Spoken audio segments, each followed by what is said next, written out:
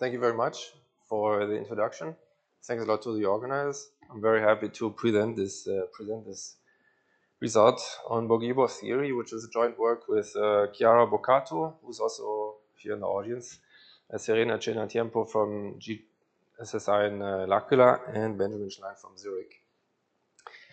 At the outset, I should say that since it's a PDE section, the relation to PDE is rather a derivation of a certain PDE. I'll try to explain this. And later on, it's more about spectral theory.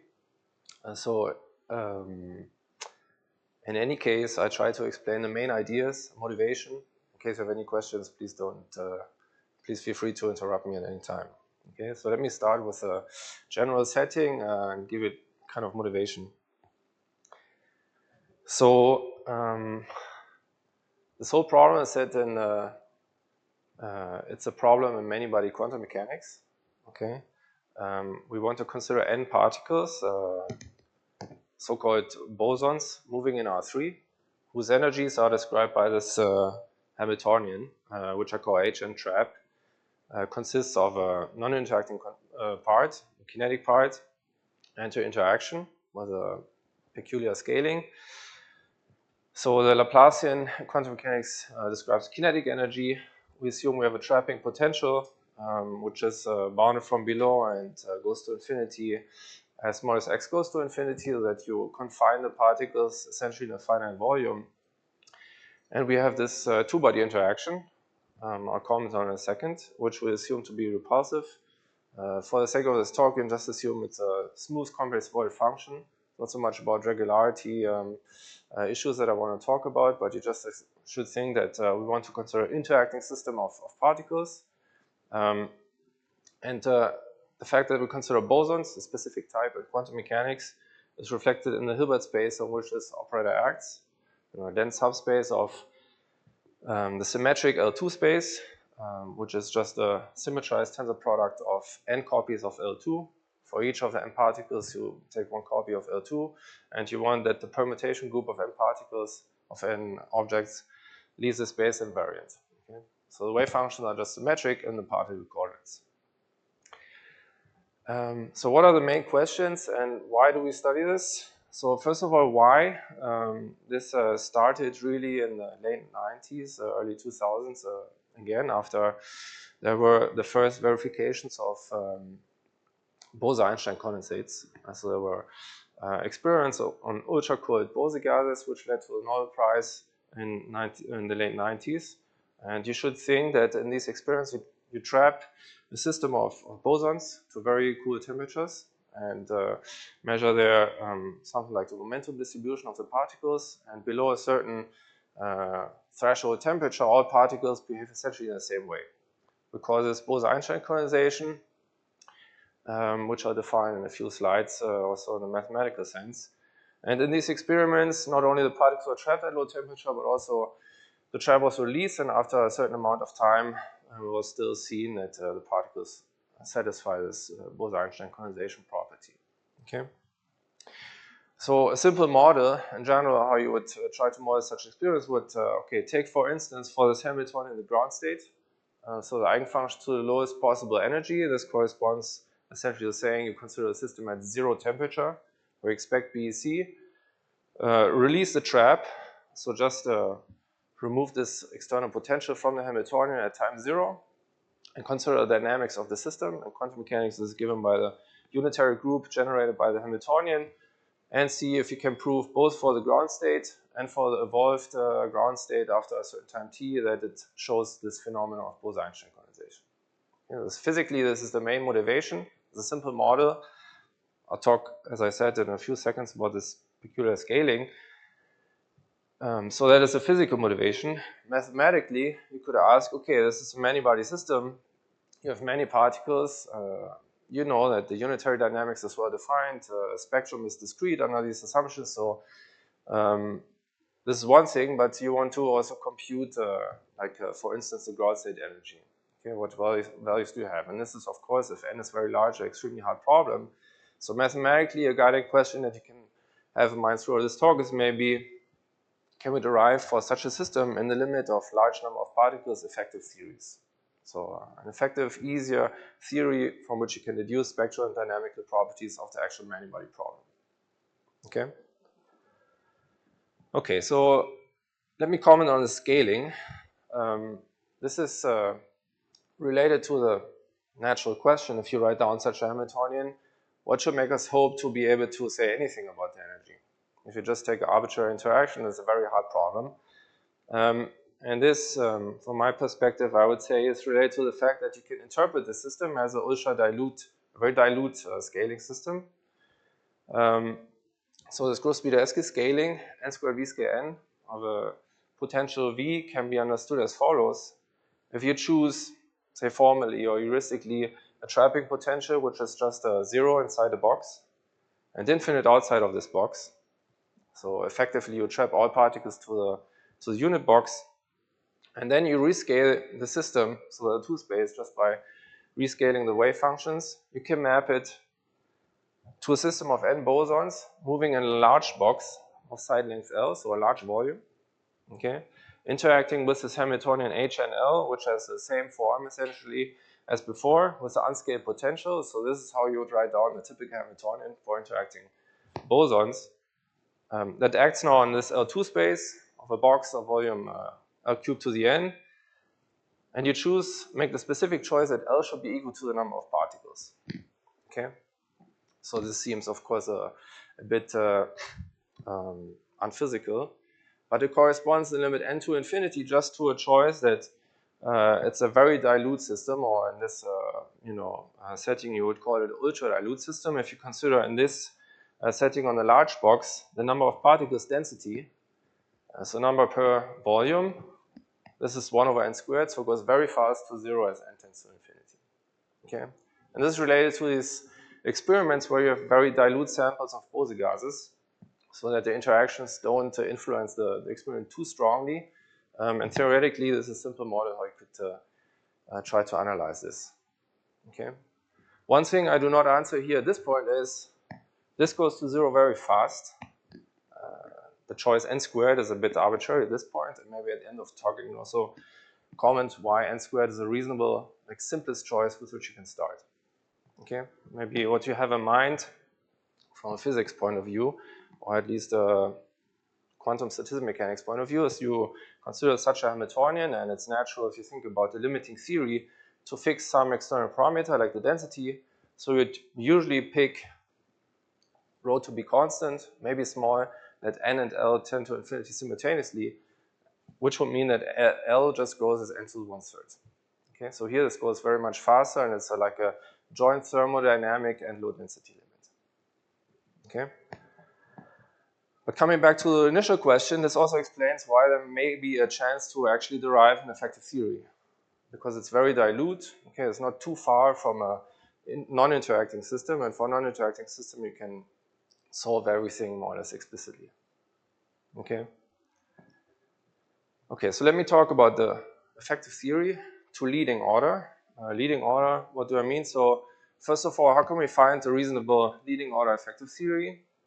As I just said, the system is equivalent to a low density scaling limit, so we might hope that despite the interactions, structurally there's some similarities between the non-interacting and the interacting system. Okay, so you might, for instance, think that in a certain approximate sense, the ground state wave function is still factorized. It turns out this is not true in a strong topology like L2, but in a weaker topology.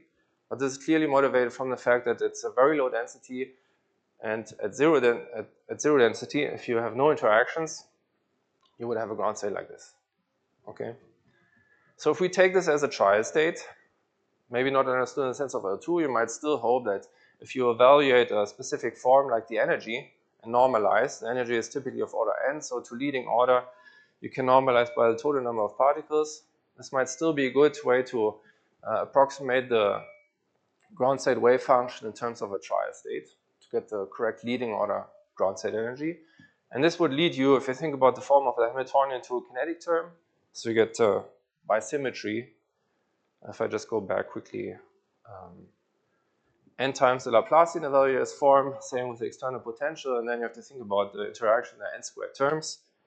You normalize by n, So then you evaluate also an integral of this form.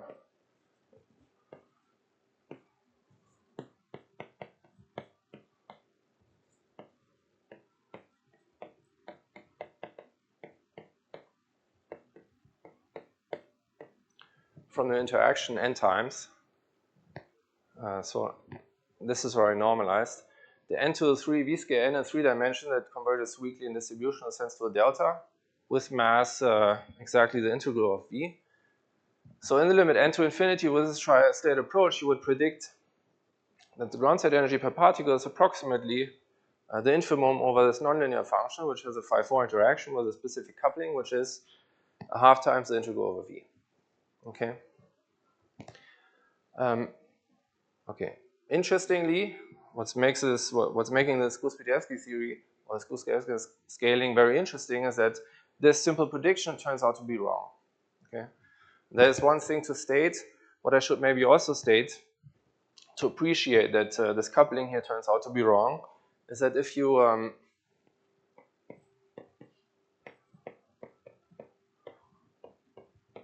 think about when this coupling lambda turns out to be correct for the leading or ground state energy, this works if instead of this potential n to the 3 v scale n, you choose an approximate delta function which has the form n to the 3 beta, v scale n to the beta, for every beta strictly less than 1. Okay, you might, I'm stressing this because in the first place you might protest that, okay, you have a very singular potential here. For this class of singular potentials which scale slightly less singular, this prediction actually turns out to correct, but at beta equals 1, something different happens. And this is related to relevant pair correlations which lower the energy and which cannot be elected starting from beta equal to 1 in view of the scaling. Okay, that is one of the things which makes the derivation of effective equation in this Gross-Pitaevskii scaling very challenging and very interesting. Okay, so the effective theory, the correct effective theory, you have to adjust this coupling lambda, and I'll call the theory the Gross-Pitaevskii theory. So in this case, shortly after the first successful verifications of BEC, Lieb, Saringer, and Ingvarsson, they derived this Gross-Pitaevskii functional. So they proved exactly a formula for the leading order contribution to the ground state energy En, which is given by, again, a nonlinear function with phi-4 interaction. But this coupling, as I just said, is modified. Okay, so this constant lambda, which was previously the integral of V, you have to replace by what's called the scattering length of this potential V, which can be defined in this way. And there are different interpretations I can think about it. Most natural in this talk will be to think about it as, say, the ground state energy of a two-body system. Okay, so you can see the relation to a two-body system by interpreting this function as, say, the radial part. If you consider the ground state energy of a two-body system changed to a center of mass in relative coordinates, then you reduce everything to a 1D Schrödinger operator, and the variation of functional in infinite volume would correspond to this functional here. Okay. Equivalently, you can say that this constant a pi scattering length is given by the integral of the potential against the solution f of the zero energy scattering equation, which solves the Euler-Lagrange equation related to the minimization problem in the previous line. Okay, so this is in particular strictly smaller than just this integral of v. Let me now comment on Bose-Einstein condensation. So I said initially this is the main motivation for studying these systems. So what does it mean mathematically?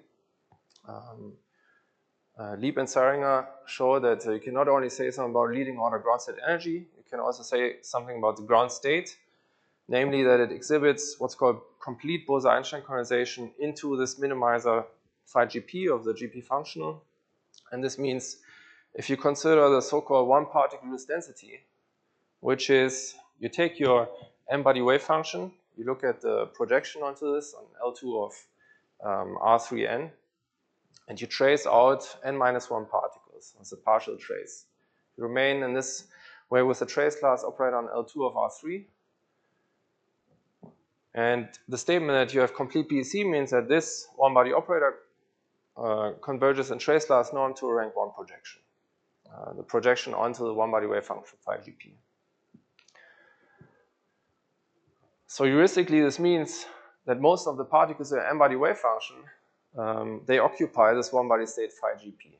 And in this sense, this heuristic expectation, n-body wave function is close to a product state, still remains true in the limit n to infinity, which you can make precise, and which is a consequence of this convergence, that if you take any fixed k, you measure a property of this fixed number k of particles, which you would model in quantum mechanics by, say, bounded observable self-adjoint operator on just k copies of L2.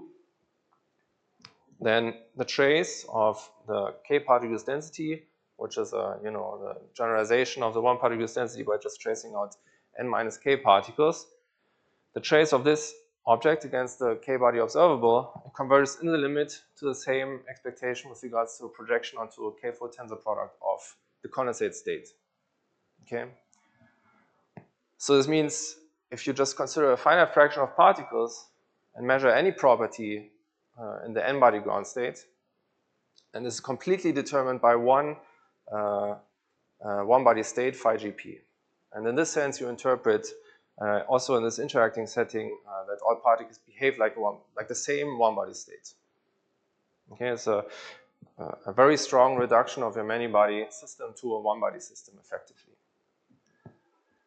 Okay, and then this last remark says it's not only true for the ground state, but for a large class of approximate ground states, which is defined in terms of an energy constraint. Yeah, it's maybe not so important at the moment.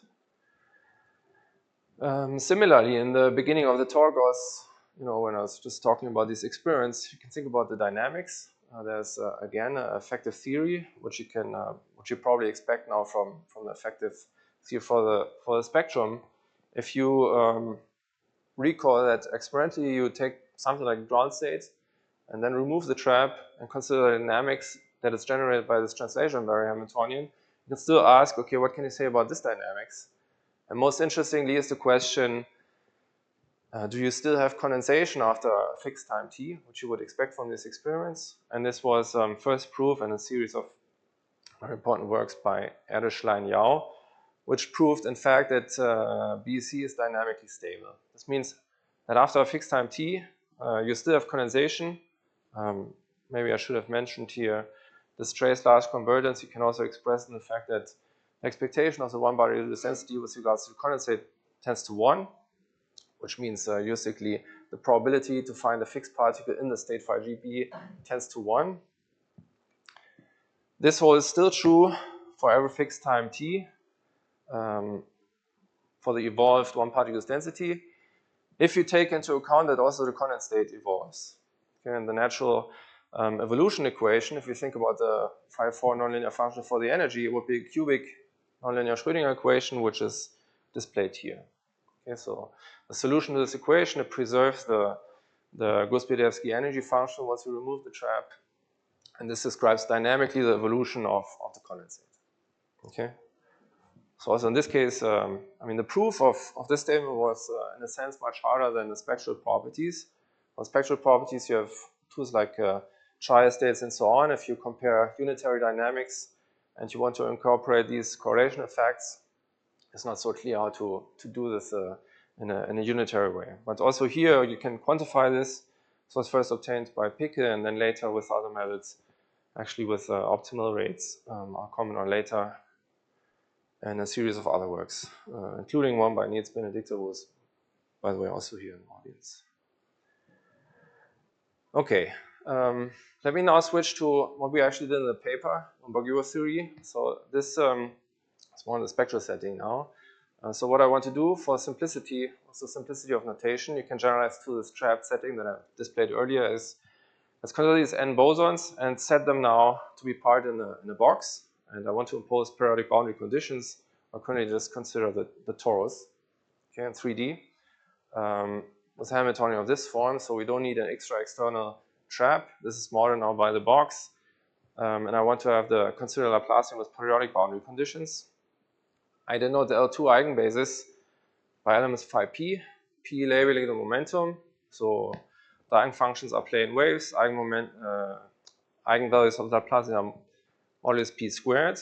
And if you just translate everything that I displayed previously from this setting in R3 to the torus, these leading order results that I just presented, at least for the spectral theory, they translate to the statement that the ground state energy to leading order is given by just 4 pi a times n, plus a correction which is small compared to n, and the ground state exhibits complete BC into the state phi 0, which in this simple setting is just a constant function of value 1. Okay? So what can we ask now? A natural question mathematically is what can you say about the fluctuations? Okay? So there are different motivations for what I'm about to tell, but if you think about the fact that the ground state energy to leading order is of size n, maybe you might interpret this, say, from a probabilistic perspective, like the law of large numbers, then it's very natural what happens about the fluctuations. So what's the typical second order correction to this ground state energy? You can also study the fluctuations of this condensate occupation number. Are there corrections? Of which size are these corrections? And this is what our paper is about. Before I explain this, I need to introduce now a bit of notation. Okay, so these are the usual so-called creation and relation operators in quantum mechanics or many-body quantum mechanics or quantum field theory, which makes this is necessary to sketch some heuristic arguments I want to explain to you, with which you can also determine the spectrum above the ground state energy. Okay, so in case you're not familiar with these are operators which act on a Fock space, which is just a model where you have a very number of particles. So you see you have a direct sum here of L2 spaces, where you take L2s of lambda to the n, describing a sector with exactly n particles, and if you have a wave function which has a very number of particles, just take a direct sum. Okay, then you have number of particles only defined in a variable sense. On this space, you can define operators which are these creation relation operators. The L2 space with a fixed number of particles naturally embeds in this space, of course. And without the precise details, if you create a particle with momentum p, so in a plane wave state e to the I px, then the only thing that you do up to normalization to satisfy these canonical commutation relations is you take your state, say if it has n-1 components, creating a particle will give you a state with n components, you just tensorize. And the only catch you have to respect here is that you want to remain symmetric with regards to coordinate permutations. So just take an average and here's symmetric tensor product. Okay, that's all. This is how you create a particle state. So these these creation relation operators are useful in a number of different ways. One is, for instance, to count the number of particles with a given momentum p. Okay, if you say you take a pure tensor product state, you symmetrize it. So a tensor product in its basis, you can actually count how many particles in a given momentum you have. And you can do this, you can count this in terms of these operators which are defined by A star P, AP. These are particle number preserving. And it will be useful in the following to use these operators because you can relate them to the criterion of how to prove BEC, for instance. Okay, so if you have an n-body wave function, you have a condensate phi 0, then we saw BC means that this expectation of the one particle's density with regards to phi naught converges to 1, expressed in these occupation number operators A star A.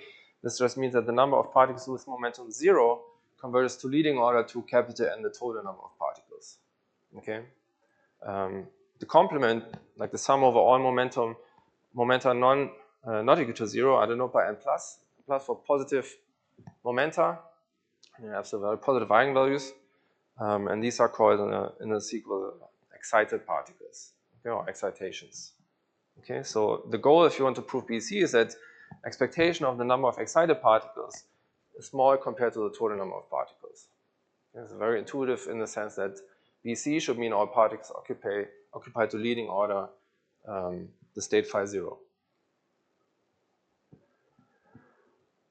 Okay, so how can we make a good guess to determine the energy fluctuations above the ground state energy? So this is based on a heuristic scheme proposed by Bogoliubov in 47, so it's a while ago, originally to explain superfluidity from microscopic principles. And the scheme consists of 3 main steps, starting with a representation of the Hamiltonian in terms of these creation relation operators.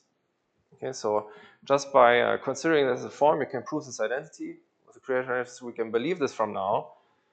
And then Bogoliubov proceeded in 3 steps, which turned this very complicated interacting Hamiltonian into something which is exactly solvable. Okay, step 1 is you assume complete BEC into phi 0. We actually know that this is the case. I mean, we saw there is a proof. This means mathematically an expectation the operator A star 0 A 0 is equal to n up to lower order corrections. And therefore you proposed, okay, take for instance interaction.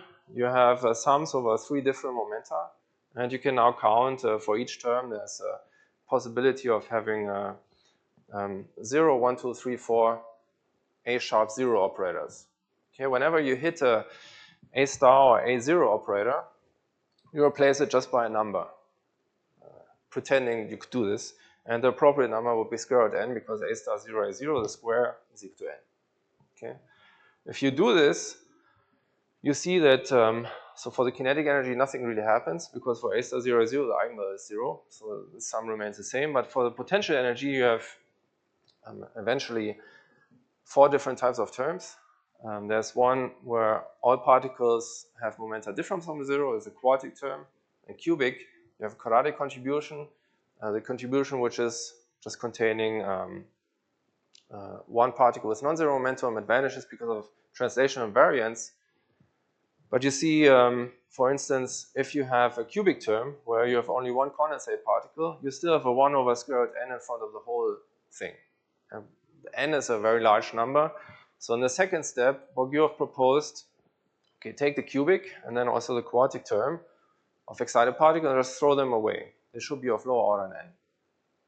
They look at first sight smaller compared to the quadratic part. We end up with order 1 something. Okay.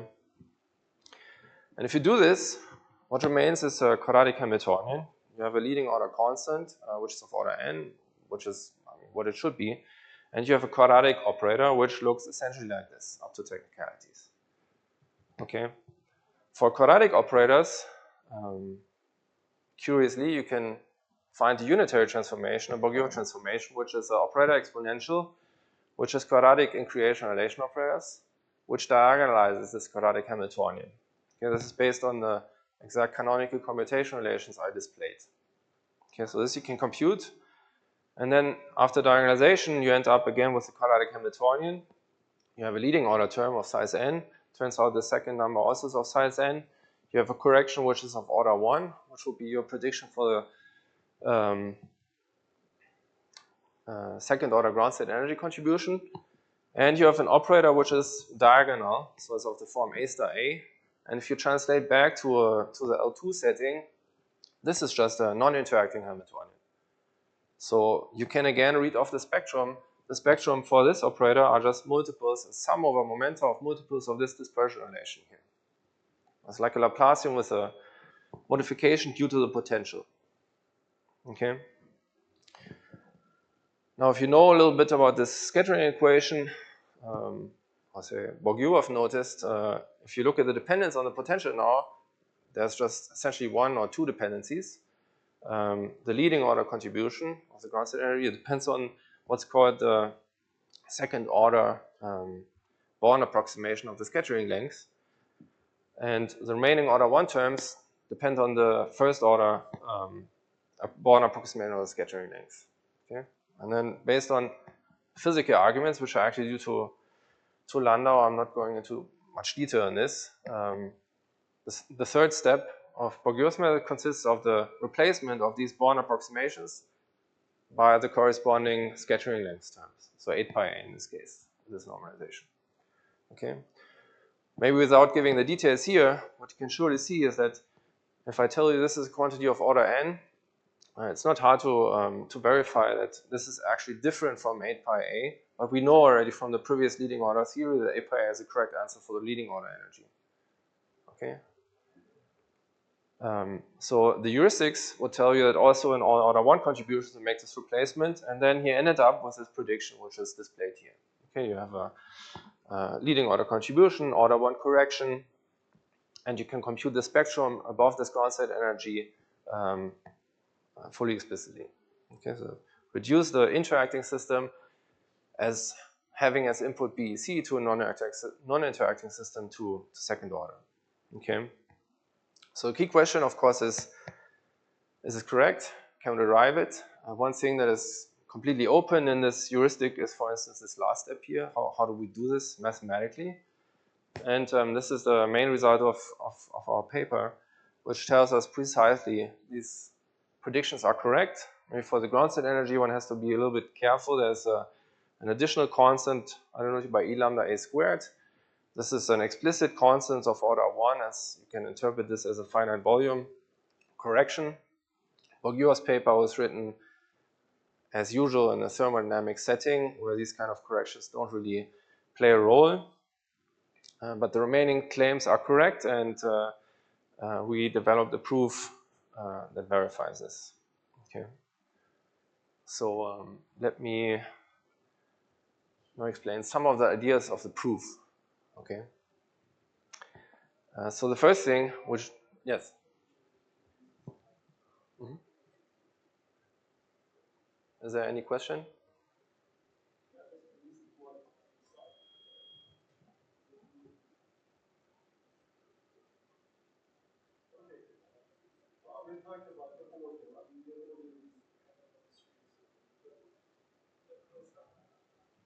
Okay. Let's see, there will be also a questions section, maybe we can talk about it later. Okay, so how do we prove this? What's the method? So let me start with some ideas which are actually relevant also for the leading order theory. We haven't seen any proof of that. So one of the key ideas is this heuristic expectation that if you consider a ground state, previously I was telling you that if you expect BEC, you think that in some sense the ground state is close to a product state. We saw this is true at the level of reduced densities, but for instance not on level of O2. So what is a more realistic scenario? Well, at low density, you may hope that two-body correlations, they play the most dominant role. What's the natural trial state to incorporate these two-body correlations? Well, you look at the two-body problem, or the two-body scattering solution, which is just a scattering solution related to this potential V, but rescaled because we consider this GP scaling here. And you insert a correlation factor, which for every pair of particles inserts this correlation factor F scale n. Okay, so Fnij is just the scattering solution rescaled and describes the correlation between particle I and J. Okay, what's difficult about this, if you want to prove, for instance, the leading order ground state energy? Well, this may give you a good trial state, but in general, I mean, this is not normalized, doesn't have norm 1, so computations are maybe complicated, and in particular, want to prove lower bounds, say, on the ground state energy, trial states don't really help you. You want to have a more systematic way to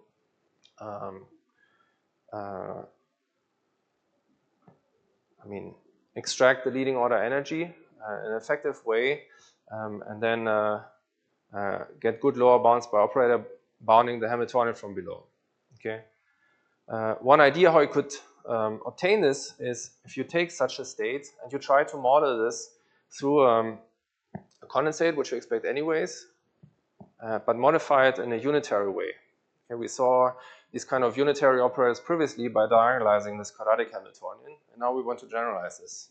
Okay, one way how you can do this, if you just take if you have a product or correlation factors, you write this in a standard way in statistical mechanics as a 1 minus correction, hoping that this 1 minus scattering solution is small. You can expect this because the solution tends to 1 for large x and you rescale by n. Okay, and then you make the usual approximations. You expand this on the one hand. The leading order term in this function, which I call Gn, would be just a sum over the correlations, 1 minus something is like an exponential to leading order in that something if it's small. So there's a lot of hand waving, but okay, you end up with this approximation psi n might be close to exponential of this multiplication operator applied to phi naught tensor n. Okay, this is now an operator which is quartic in creation relation operators. This is not exactly computable, but you can make some further approximations. And one key heuristic is that, okay, you apply this operator on a pure condensate here on the right. Okay, this operator AP, AQ, it only, only when P and Q are 0 has actually an effect on this state phi naught to the n. Otherwise, AP, AQ on phi naught to the n is 0 anyways, because it annihilates a particle of momentum different from 0. But the tri-state on the right, it has only, it's composed only of particles of momentum 0. Okay, so you might reduce this and just consider the part, instead of summing over all PQR, you only sum over R and set P and Q equal to 0. And effectively, knowing that you have BEC, with this Bogoliubov replacement in mind, this is reducing the whole operator exponential to something which is quasi-quadratic, and new operators which are called B star, B, which are just defined like this. The scaling A naught over square root n is precisely defined in the way that to leading order, this is a 1. So these operators B star and B, they still satisfy the canonical commutation relation to leading order. Okay, and once you have this guess that your ground state looks like this, now you have a unitary action, and you can hope that once you apply the conjugation of your Hamiltonian under this exponential, the corresponding ground state of the conjugated Hamiltonian is more like a product state. Okay, and these are well understood in this community, say, these are mean field systems, maybe more like system with interactions of this type, where tri-states, like tensor product states are good tri-states, where you can typically say much more. Okay, so this is what's summarized here. Suggests now to analyze this conjugated Hamiltonian, and you can do this just by expanding the action of this conjugation on the creation relation operators by doing a commutator expansion. And okay, so just to illustrate what the effect is that this unitary action, if we don't know the kinetic energy of excited particles just by the kinetic energy as previously displayed, and the potential energy of excited particles as previously displayed, but all momenta are non-zero, you can make this commutator expansion, and you see already from the first two commutators that after conjugating, you remain with the kinetic energy as before. You pick up an operator which is quadratic in creation relation operators, which you had already previously. So this changes the new contribution of this type B star, B star. And by normal ordering, you also gain a constant. Okay, so several contributions of the Hamiltonian are renormalized. Same for the potential. And if, for instance, you sum up all the constant contributions, previously you just had the constant n half v of 0, which was the wrong leading order constant. If you now collect the constants from the conjugation, you get a renormalized constant, which is of this form. I mean, same constant as before, and several other contributions. The only thing you should recognize here is one part, you have a p squared eta p, which is like Laplacian. You have a potential, and you have a potential convolved with this eta. Okay, a half potential plus this convolution term gives you a product and position space. So it's not hard to believe, I hope, that this reduces, that there's a cancellation based precisely on this scattering equation for the function f, which you can of course translate also to this, what I call 1 minus fg, which is the same as eta up to a factor. Yes? Yes, the original. No, not rotated. They also include, in this formulation, A0s. That's right. I mean, that's why I defined here also B star P as A star P, A0 or something. Okay. So you do this and you see that the next order, the leading order constant you collect after renormalization is precisely 4 pi an, which is what you want. Okay, so this is the leading order contribution, which means in other words that with this unitary conjugation, you have now a very effective way to study the fluctuations around this constant. Previously, it was much harder because it was even the wrong constant. You did not see it. Okay, but now you're essentially in the same setting, just a unitarily conjugated operator, which again, I mean, it's technically more demanding, but again, you have contributions which are quadratic, cubic, quartic.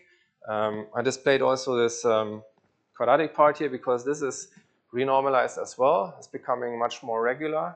And then if you carry out this in a very detailed way, I mean, there's more to the story, but this is not so important for this talk.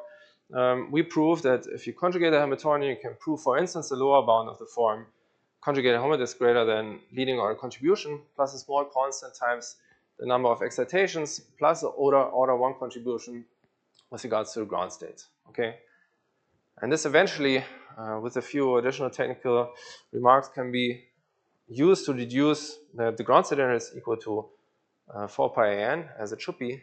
We actually have the optimal rate here, order 1, and you also conclude the number of excitations is of order 1. Okay, just by looking at this lower bound, choosing a tri-state for the energy upper bound, and noticing that the number of particles with regards to the fluctuation vector are essentially left invariant under this unitary conjugation, which is a bit hidden, which I don't explain here. Okay. So this is one sketch of the leading order theory. A key point of our paper was how can you go beyond this to the next order to verify Bogoliubov theory. So how can we prove this method?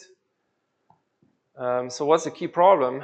The key problem is now, okay, this is a good starting point. You have a good control of the leading order, and you get a new Hamiltonian which describes the fluctuations around this.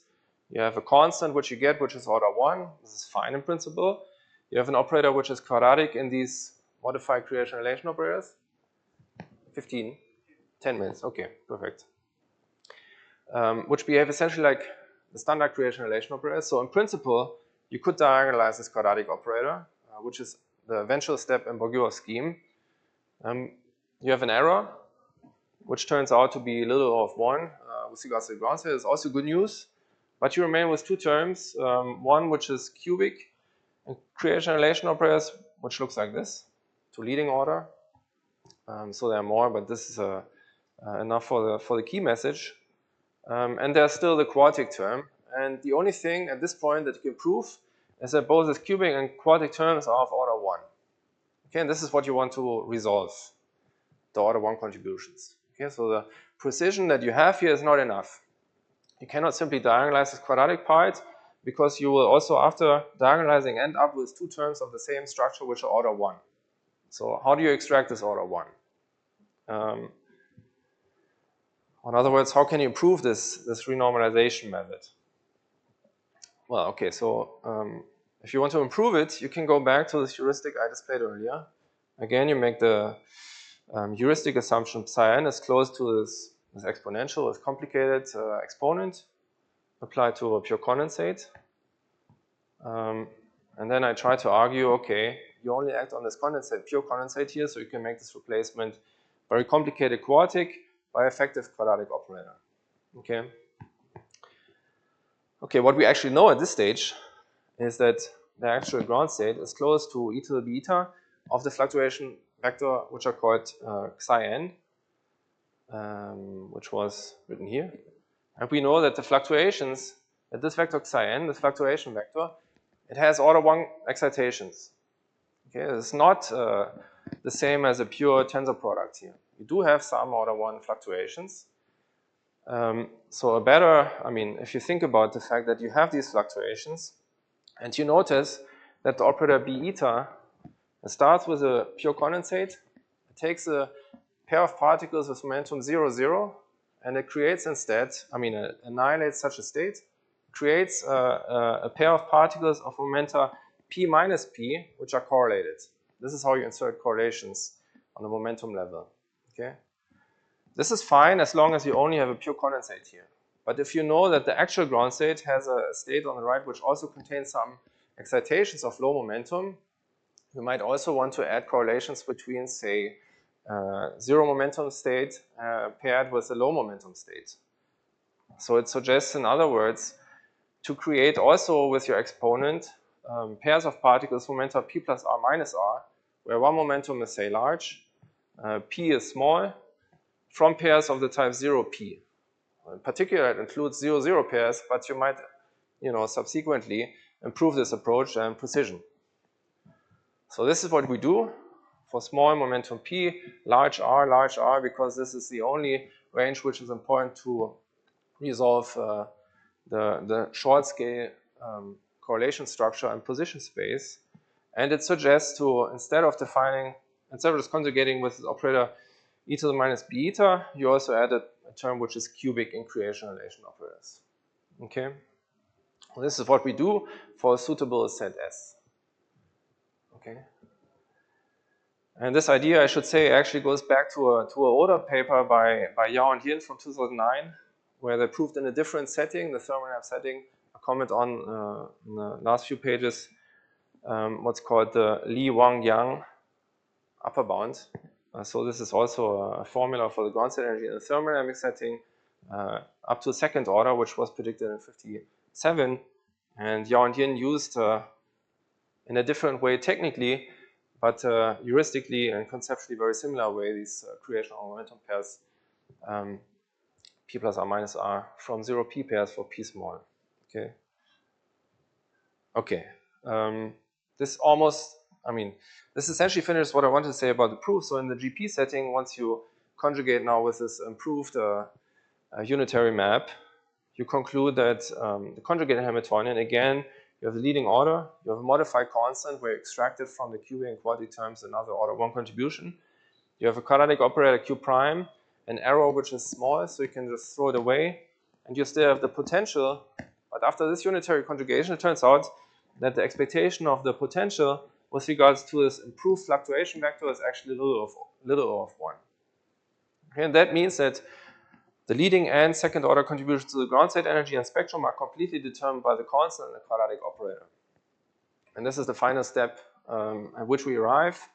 The quadratic operator you can again diagonalize essentially like Bogoliubov did in his original heuristic, and it concludes the main theorem. Okay. Okay, so right. So let me now just briefly comment on related developments in the last years. So these kind of techniques were now, they opened up the possibility of proving many other related results. One standout result I should certainly stress is by Cyril Fournet and Jan-Philipp Solovey shortly after our paper, which is not reduced to our technique, but uses also systematically a cubic tree normalization, which describes what I just described at this unitary level. In addition with very complicated localization arguments to conclude this Li-Wang-Yang formula, and in particular the lower bound, which for this kind of statement is typically the difficult direction. Okay. What you can think is that in this thermodynamic setting, you apply localization arguments, reduce essentially to something like a Gross-Pitaevskii limit, which is enough to get the second order precision, but by localizing, you change boundary conditions. So this Bogoliubov analysis that I just displayed becomes technically much more complicated. And this is what they resolved to prove also this Li-Wang-Yang lower bound, which was an open problem since 57. This was generalized in a number of works to the positive temperature setting, lower dimension 2D, and then, okay, so there are several other things you can do.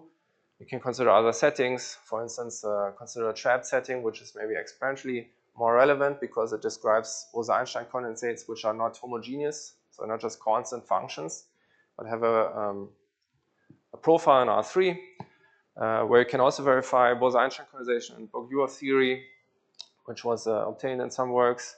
You can formulate and solve analogous questions in 2D. You can ask this for more singular potentials, like a hardcore interaction, which is relevant in the sense that the interatomic forces and experiments are, very singular if particles become close. And everything I talked about, as I said, you can assume you have a nice soft potential, so it is of some importance to extend this. You can choose other boundary conditions. Chiara, for instance, has some works in this direction, like Neumann boundary condition, which is very important for localization arguments, which are important to this set of questions, the thermodynamic limit. Then there were several simplifications. There's more on universality. So one thing that you might notice that the first and second order contribution to the ground state energy only depend on the scattering length. So it's kind of universality result. This holds true even up to the third order in the GP regime. And there are also analogous dynamical results if you think about the approximation of the quantum dynamics. Okay. Let me conclude with some open questions, or at least one which I personally find very interesting and important. So one thing that is completely open, which is a key assumption in Bogoliubov's method, is can you prove, for instance, BC, for instance, of the ground state in the thermodynamic limit? Okay, so from a theoretical quantum statistical mechanic point of view, that's the most natural question you want to answer. Actually, at positive temperature, prove that it's a phase transition. Okay, this is completely open in this setting. So recall that this means you consider Hamiltonian of this form, no scaling. The scaling is dictated by the relation of side length of the box where you trap your particles to number of particles. You could think, for instance, of fixing the density and choosing it, say, sufficiently small, but it's fixed, and you first let n and l tend to infinity. And okay, so this is widely open. One thing you can do is to ask, based on Bogoliubov's prediction, that you assume you have, or this method predicts you have complete BEC in any dilute scaling limit. So like as before, a joint thermodynamic and low density limit. We made a very particular choice, which was that this rho n is 1 over n squared. You could parameterize this differently, still sending rho n to 0. Say you choose a side length n to the 1 minus epsilon. The GP stuff I just talked about corresponds to epsilon to 0. But Bogoliubov theory predicts that you have these properties for any such limit when epsilon is between 0 and 2/3. 2/3 corresponding to the thermodynamic limit. This is also widely open. There are some works in the last years, several people are interested in this, which are all in some sense close to the GP regime. And I think a major challenge is to substantially go beyond this. Okay, this is a very interesting but very challenging problem. So this I want to conclude as a key question. How can we extend this now?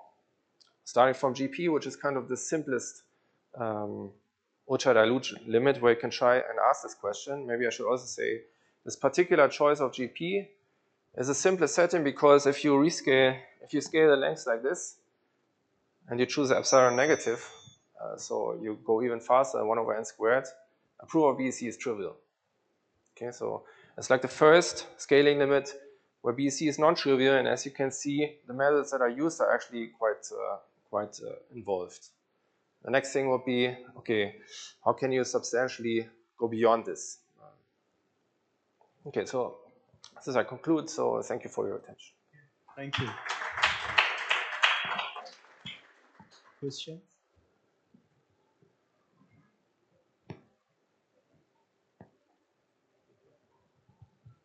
You used the exponential of a quartic and cubic term, but in principle one can put a formal power series, in all orders.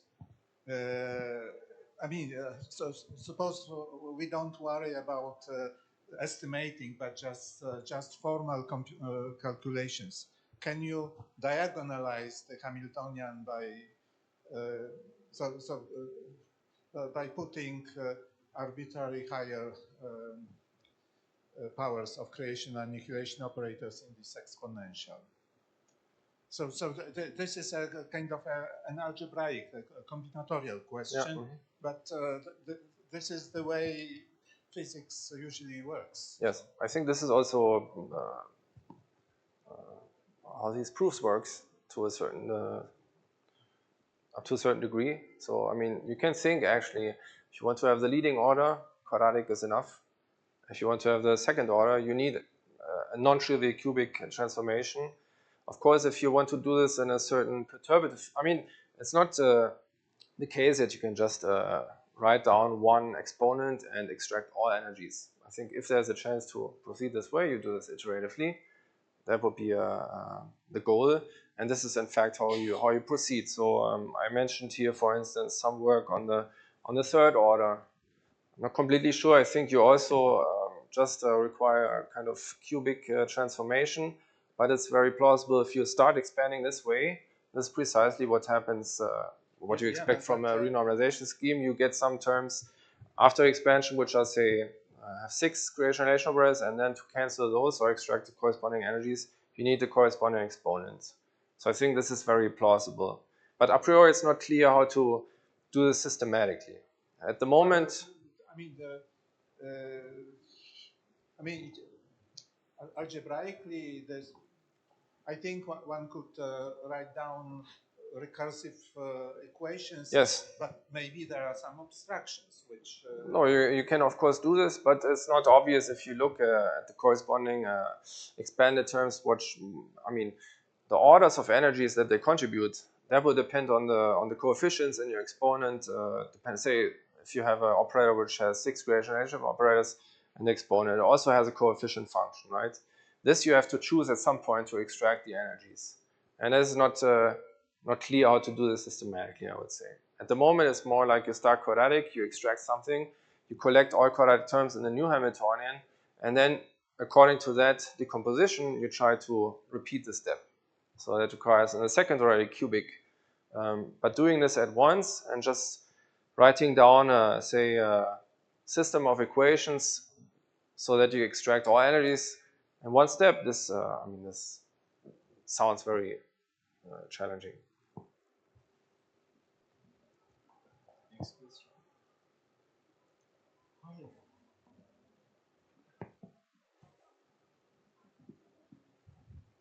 Hi, thanks for this very nice talk. You talked about 3 dimensions. Can you perhaps briefly sketch what changes in 1 and 2 dimension? Do things simplify or do things remain similar? Yeah, so already 2. So 1, I cannot really comment. 2, I can certainly comment. So what changes? The scaling becomes more complicated. Even the heuristics to derive the leading order is more complicated, to be honest.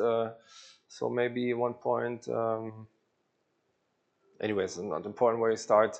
If you want to derive analogous results, say in 2D, for instance, in the GP scaling, one of the difficulties is that the appropriate scaling of the interaction is exponential scaling, because the Green's function is like a logarithm of this two-body problem.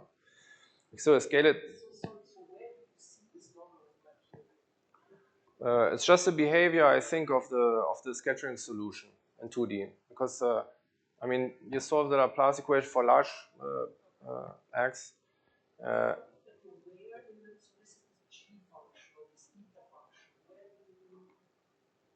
Yes. So no. So what changes would be, I think, if you start in the same way. So let me just. Where do I start? Like here in this approximation, okay? You have already bigger problems in 2D. If you say you reduce this exponential here to this quadratic exponential. Not because this is in principle wrong, but you get in this expansion lots of errors.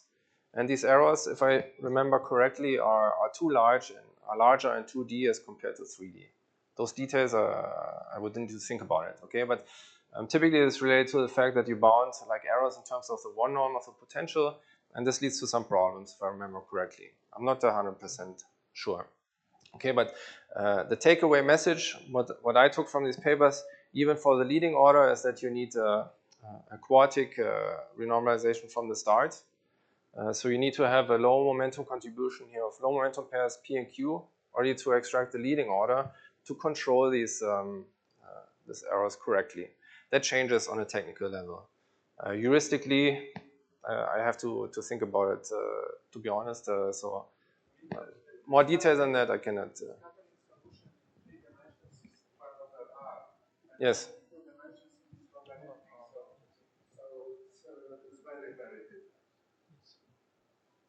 Yeah, this is, yeah. Okay, thank you.